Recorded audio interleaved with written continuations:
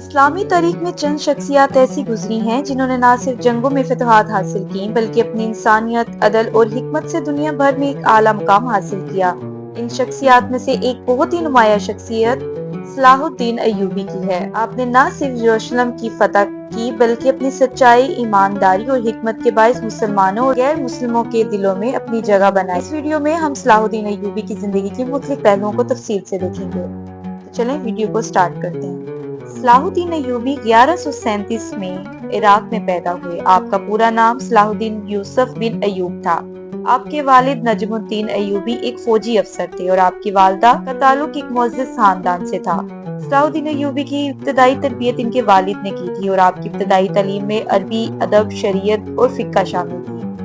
صلاح الدین ایوبی کا بچپن زیادہ تر فوجی ماحول میں گزرا، جہاں انہیں جنگی حکمت عملی، قیادت اور شجاعت کی تربیت دی گئی۔ آپ نے اپنی زندگی کا آغاز ایک فوجی افسر کے طور پر کیا اور بعد میں اپنی فوجی قائدین سے جنگی حکمت عملی سیکھنے کا موقع پایا۔ صلاح الدین ایوبی نے اپنی زندگی کا آغاز اس وقت کیا جب صلیبی جنگوں کا آغاز ہو چکا تھا۔ انہوں نے اپنے چچا شیر خان کے زیر سایہ فوجی تربیت حاصل کی۔ شیر خان نے صلاح الدین ایوبی کو عسکری امور کی اہمیت سکھائی اور انہیں سیاست میں بھی ترقی دی۔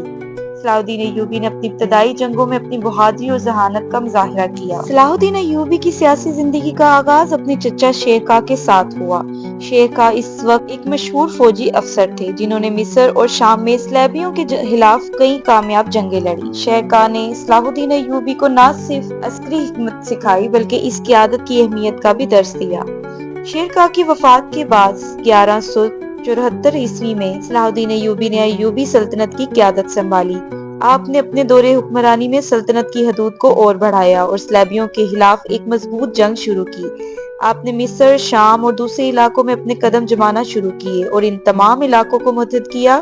آپ کا عزم تھا کہ صلیبیوں کو مسلم دنیا سے نکالنا اور اسلام کے جھنڈے کو بلند کرنا۔ یروشلم نہ صرف مسلمانوں کے لیے بلکہ عیسائیوں اور یہودیوں کے لیے بھی ایک اہم شہر تھا۔ یہ شہر مسلمانوں کے لیے بہت اہمیت رکھتا تھا کیونکہ یہ شہر مسجد اقصی کا مقام ہے، جو کہ مسلمانوں کے لیے تیسرا مقدس ترین مقام ہے۔ صلیبی جنگوں کے دوران یروشلم پر صلیبیوں کا قبضہ ہو چکا تھا اور مسلمانوں کے لیے یہ شہر واپس حاصل کرنا ضروری تھا۔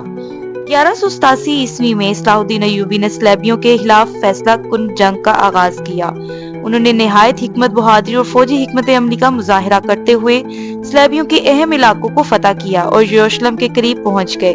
صلاح الدین ایوبی نے یروشلم کا محاصرہ کیا اور صلیبیوں کو شکست دے کر شہر کو واپس حاصل کر لیا۔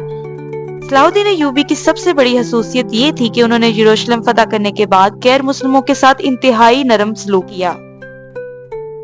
انہوں نے یروشلم کے مسیحی باشندوں کو قتل کرنے یا ان کے ساتھ بدسلوکی کرنے کے بجائے انہیں آزادی دی اور ان کی جان و مال کا تحفظ کیا۔ انہوں نے ایک بلند کردار کا مظاہرہ کیا جس کی وجہ سے یروشلم کی فتح مسلمانوں کے لیے ایک روحانی فتح بن گئی۔ صلاح الدین ایوبی کی شخصیت میں ایک اہم خصوصیت ان کا عدل و انصاف بھی تھا۔ وہ ہمیشہ اپنے فیصلوں میں انصاف کو مقدم رکھتے تھے اور اپنے عہد میں کسی بھی فرد کے ساتھ انصاف کرتے تھے، چاہے وہ مسلمان ہو یا غیر مسلم۔ انہوں نے کبھی بھی اپنے ذاتی مفادات کو عوامی مفادات پر ترجیح نہیں دی۔ صلاح الدین ایوبی ایک نہایت متقی اور دیندار شخصیت تھے۔ انہوں نے اپنے حکمرانی کے دوران تمام فیصلے اسلامی اصولوں کے مطابق کیے۔ وہ ہمیشہ اللہ کی رضا کے لیے کام کرتے تھے اور اپنے فیصلوں میں شریعت کے مطابق کام کرتے تھے۔ صلاح الدین ایوبی 1193 میں دمشق میں وفات پا گئے۔ ان کی وفات کے بعد مسلمانوں کو ایک عظیم رہنما کا سامنا رہا، لیکن ان کے اصول و فتوحات اور حکمت نے انہیں ہمیشہ زندہ رکھا۔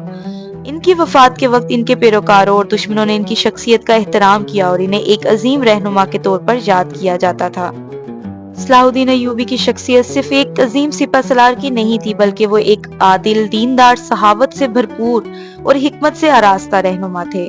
ان کی زندگی کی قیادت مسلمانوں کے لیے ایک عظیم نمونہ ہے۔ انہوں نے اپنی زندگی کے ہر پہلو میں اسلامی اصولوں کو مقدم رکھا اور دنیا کو یہ دکھایا کہ ایک کامیاب حکمران وہی ہے جو اپنے عوام کے لیے انصاف، رحم اور انصاف کا علم بردار ہو۔ صلاح الدین ایوبی کی شخصیت کی یہی خصوصیات ہیں جو انہیں نہ صرف مسلمانوں کے دلوں میں زندہ رکھتی ہیں بلکہ ان کی عظمت کو پوری دنیا میں تسلیم کیا جاتا ہے۔ ان کی قیادت نے مسلمانوں کو ایک نیا حوصلہ دیا۔ آج بھی ان کی شخصیت ایک رہنمائی کا نمونہ بنی ہوئی ہے۔ اگر آپ کو یہ ویڈیو پسند آئی ہو تو چینل کو سبسکرائب کریں تاکہ آپ کو مزید دلچسپ ویڈیو مل سکیں۔ اپنی رائے کمنٹس میں ضرور دیں اور ویڈیو کو اپنے دوستوں کے ساتھ شیئر کریں۔ شکریہ، اللہ حافظ۔